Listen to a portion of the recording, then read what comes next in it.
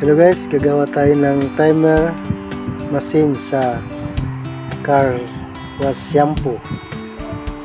Kailangan queen slot, timer at saka ito transformer, outlet at saka yung saksakan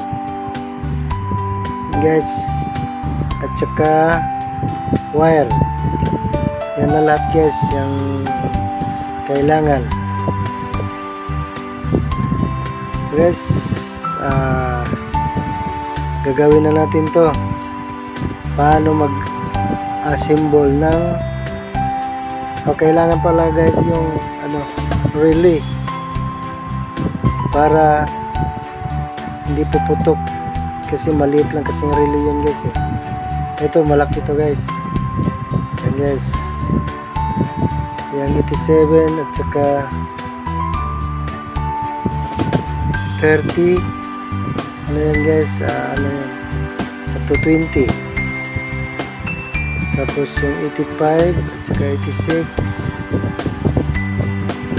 para sa 12 volts guys, para dyan yan guys. Yan, langin muna natin guys para dito na shoulder. Kailangan guys yung relay, kailangan relay guys na malaki. Palitan yung relay yan, yung kulay blue kasi hindi kaya rin, putok yan kasi medyo malakas yung kurente, malakas yung ipa-drive mo, hindi kaya. Ito guys, transformer guys, 2 amperes 12 volts para yan sa timer. Kabitin natin 220 yan guys. Yan. Tapos sa kabila naman guys, 12 volts. Sundan lang yan guys kasi isaksakan na yan, may guide na yan guys kung saan mo isaksak. Hindi makabaliktad yan guys kasi hindi papasok kapag mabaliktad.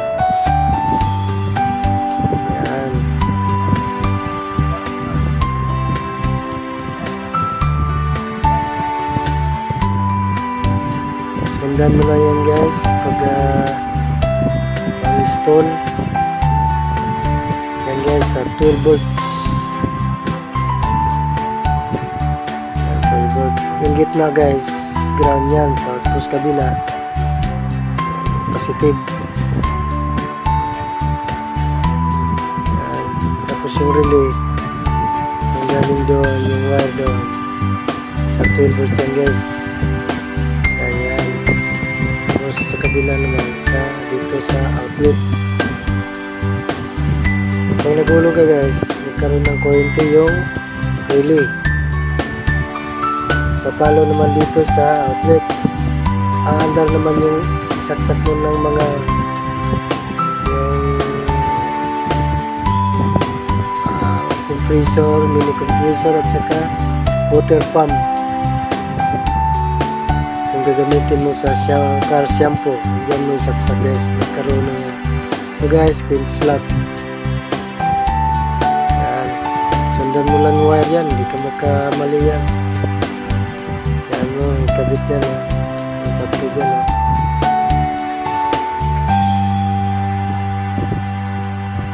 Ayan guys, inano ko na lang, tinisting ko kung may yan guys may kurente guys inano ko yung timer. Yan guys timer gumagana.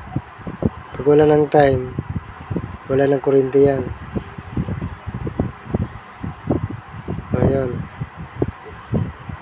Tapos ilagay natin yan guys. Wala akong guys, wala pang hulugan wala pang yan guys inano ko na yun pinandar ko na yung queen slot.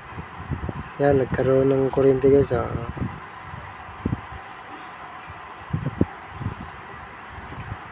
Yan.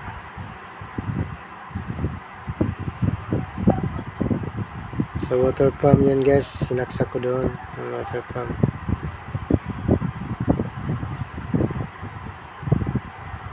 Yan, wala ng time.